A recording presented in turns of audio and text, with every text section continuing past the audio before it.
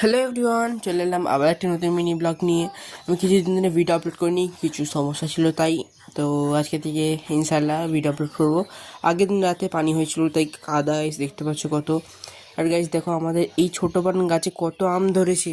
দেন তারপর পড়তে বসে পড়েছিলাম, কারণ আমার কিছু প্রজেক্ট করার ছিল। তো আগে পড়ে নেবো, তারপর প্রজেক্টগুলোকে কমপ্লিট করবো, তাহলেই হয়ে যাবে। তো এখন বাচ্চা 12:30, আমার পড়াও কমপ্লিট হয়ে গেছে। সো গাইস এখন যাবো গোসল করতে। চলো দেখা হচ্ছে গোসল করে আসার পর। Let's go.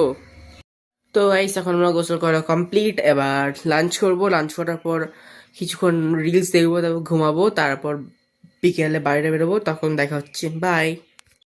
So hello everyone, এখন যাচ্ছি দোকানে।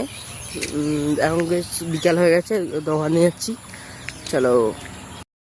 তো গাইস এখন দোকান নেওয়া কমপ্লিট। আমি ডিম নিতে এসেছিলাম, তো ডিম নেওয়া কমপ্লিট, এবার যাচ্ছি বাড়ি।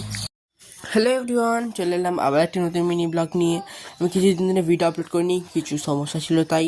তো আজকে থেকে ইনশাল্লাহ ভিডিও আপলোড করবো। আগের দিন রাতে পানি হয়েছিল তাই কাদা দেখতে পাচ্ছ কত। আর গাইস দেখো আমাদের এই ছোটো বাগান গাছে কত আম ধরেছে। দেন তারপর পড়তে বসে পড়েছিলাম, কারণ আমার কিছু প্রজেক্ট করার ছিল। তো আগে পড়ে নেবো, তারপর প্রজেক্টগুলোকে কমপ্লিট করবো, তাহলেই হয়ে যাবে। তো এখন বাচ্চা 12:30, আমার পড়াও কমপ্লিট হয়ে গেছে।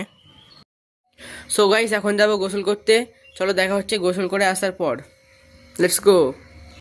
তো গাইস এখন আমরা গোসল করা কমপ্লিট, এবার লাঞ্চ করবো। লাঞ্চ করার পর কিছুক্ষণ রিলস দেখবো, তারপর ঘুমাবো, তারপর বিকেলে বাইরে বেরোবো। তখন দেখা হচ্ছে, বাই। সো হ্যালো এভরিওয়ান, এখন যাচ্ছি দোকানে। এখন বিকাল হয়ে গেছে, দোকানে যাচ্ছি। চলো।